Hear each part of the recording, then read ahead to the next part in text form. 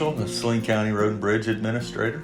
We looked at our transportation system where some of the, mostly this was driven by bridges at the time, obsolete bridges that were 3-ton bridges, weren't very wide. And what we found out was most of the agricultural community really wasn't using them anyways because their equipment had grown so large. And so we thought and looked at our transportation system as a whole and who needs to go where. And then we looked at how are we going to get them there. We still wanted to provide safe travel routes. When we started this, people called it the 2-mile grid, but that really doesn't fit everybody's system, depending upon where your population is, what they're producing, what they have to get to market as far as cattle or agriculture needs. And then we created a funding source. We created a 2 mil for our county and a 10-year bridge replacement program.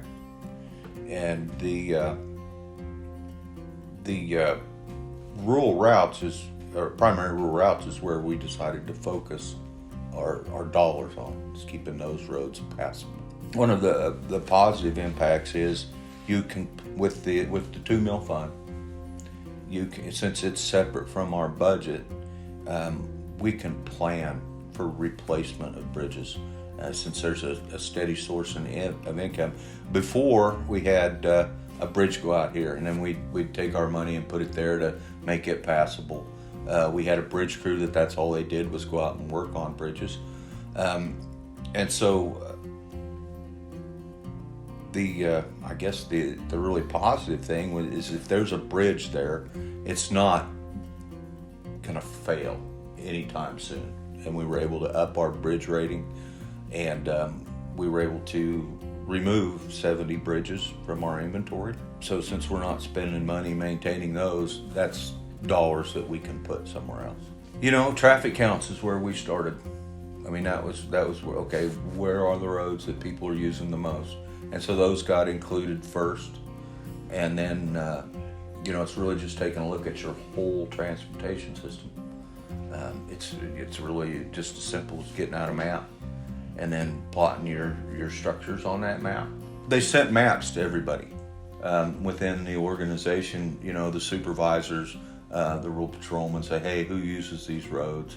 And then all of that was brought down into a clearing map, and then tried to fit it into with, this road is too close or whatever. Okay.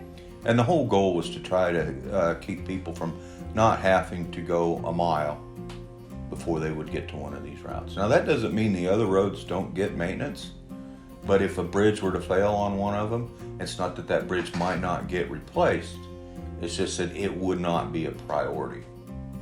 And it gives the citizens something to look at too and say, okay, here's where I can get to.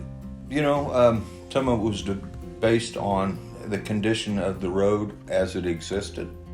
Some of it was based on general location in a proximity to a city, a town, and then what we already had available. It was just kind of how do we serve the most people with this one downsize?